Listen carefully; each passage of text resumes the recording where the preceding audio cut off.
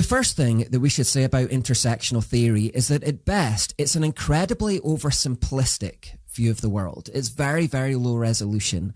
And at worst, it's just not true. This whole thing is a flawed concept from the very beginning. For example, let's take a look at this idea that men are inherently more privileged than women by sheer virtue of being male. In 2019, a team of scientists carried out a global study across 134 different countries, 6.8 billion people, to determine the levels of hardship and discrimination that are present for men and women in each one. To present their findings, they compiled a database called the Basic Index of Gender Inequality.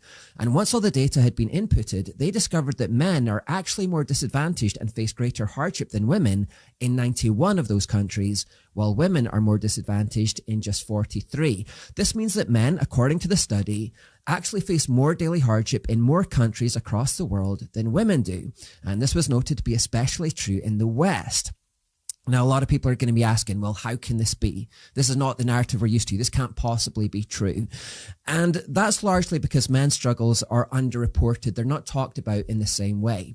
So let's dig into some areas where men are discriminated against and generally have it worse. And let's start with school, right back at the beginning. A lot of research on education has shown that schools are now primarily geared towards the advancement of girls, and this is often to the expense of boys. Indeed, even when boys score as well or better than girls in standardized tests, they often still get lower grades from teachers. A major study looked into why boys were being undervalued and discriminated and discovered that basically teachers find boys' behavior to be more annoying.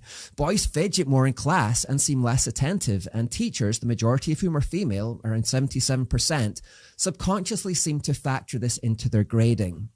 Psychologist Michael Thompson has noted that these days, girl behavior is the gold standard in schools. Boys are treated like defective girls. One male teacher, speaking from personal experience, many years actually, he was, I think, retired by the time he said this. Most teachers in grade school are female. All teachers want their students to behave in class. Male teachers see boys' behavior as normal and humorous. One student during a class discussion raised his hand and said, "Hey, Mr. Phone, you have a great point there." I thanked him, but then he added, "But if you wear a hat, nobody would notice." I clapped in laughter, so did the class. Male teachers have great camaraderie with boy students.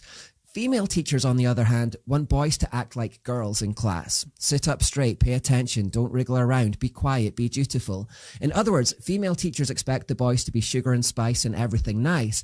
But boys are snips and snails and puppy dog tails, and some female teachers don't want that.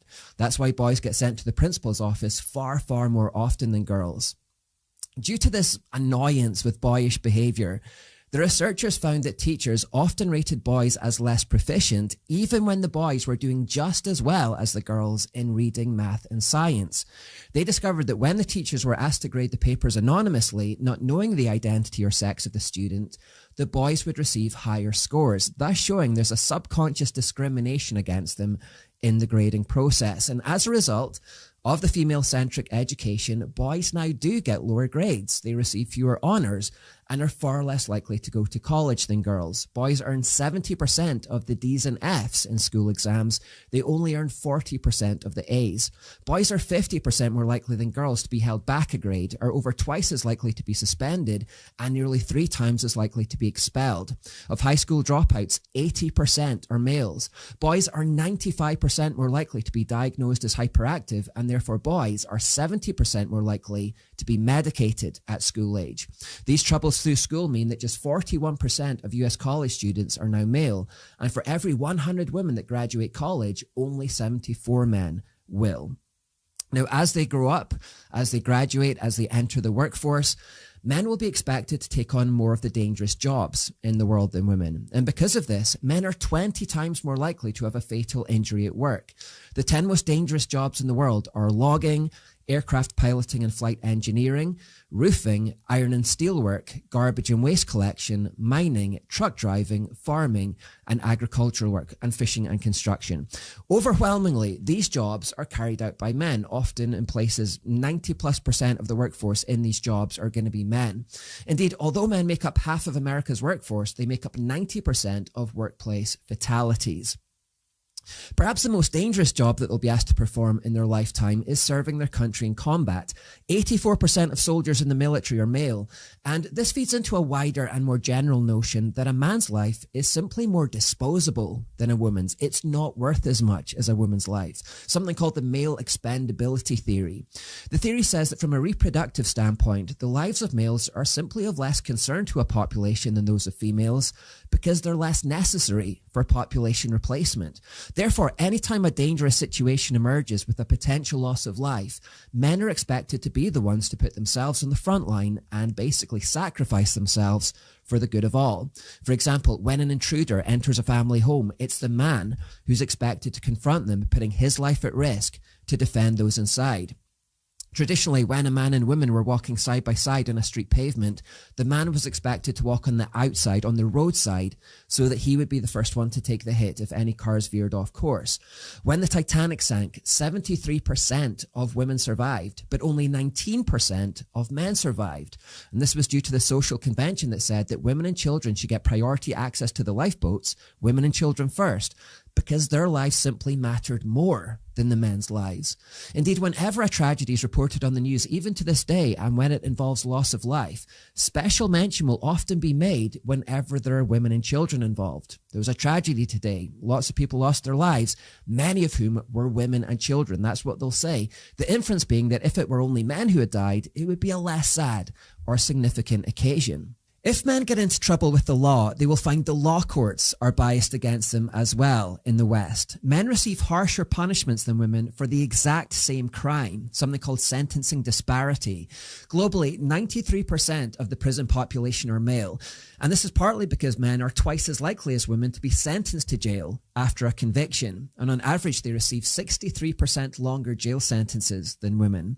29% of male first-time offenders are sentenced to custody, while only 17% of female first-time offenders are. Men have a 62% chance of being bailed, while women have an 80% chance. On average, men will serve 53% of their sentence, while women will serve 5% less. Divorce courts also tend to massively favor women. In the United States, after a divorce, women will win child custody rights 90% of the time. And this means that fathers are sometimes completely cut off from their children. Who gets to keep the house after a divorce is closely linked to child custody, meaning that courts will typically award that to the woman as well. Very often she'll be granted some kind of monthly maintenance payment from the man too. Therefore, divorce tends to impact men much harder than women in general. They'll lose their kids, their house, and a lot of their money. Men will then tend to experience greater health declines and report lower feelings of well-being afterwards, according to a key study by the University of Amsterdam. They'll be at higher risk of adopting bad coping strategies like alcohol or drugs. They'll have an elevated mortality risk, and they'll report greater feelings of loneliness and social isolation. If things really fall apart for a man, there are less safety nets to catch him in society and to give him some kind of support. Therefore, according to the housing charity Crisis, 84% of the hidden homeless population in the UK are male. Furthermore, 9 out of 10 of people sleeping rough are male. Perhaps the most striking statistic that highlights the struggles men face, though, is in regard to suicide. 74% of all suicides in the UK and 79% of all suicides in the US are committed by men, and it's the second leading cause of death among young males in particular. The idea that men have historically been advantaged with power and used it to subjugate women is a false, embittered feminist trope. Men and women both have their struggles. They're different struggles, but they both have unique struggles. Look into the eyes of men who fought in the trenches of World War I, or who stormed the beaches of Normandy in World War II, or who've spent their lives down mine shafts, or spent it rescuing people from burning buildings, and tell them that they're just callous exploiters. Tell that to the men who willingly froze in icy waters when the Titanic sank so their wives and children could live. Or look into the eyes of a homeless man and tell him he's privileged just because he's a man. This is why I say that intersectional theory is oversimplified and simply wrong. As Camille Paglia says, men are often used as disposable, dispensable slaves to higher powers.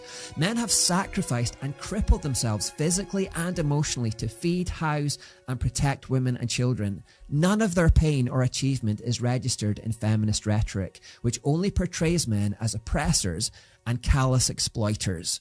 The myth of male privilege has been laid bare in recent years by some unlikely people. Nora Vincent was a lesbian journalist who'd been convinced for many years by this woke idea that men are inherently more privileged and women inherently more oppressed.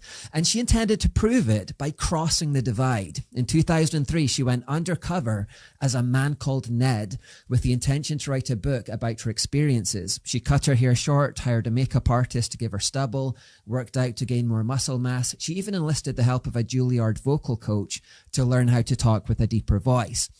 After living as a man for 18 months, she gave this report of her experiences. While all of us in the post-feminist movement are convinced that women have always had it worse and men have always had it better, it took me stepping into their shoes to realize that that's not true at all. My experience was one that made me feel very vulnerable and made me feel a lot of pain and difficulty. But her views about men have changed forever. Men are suffering.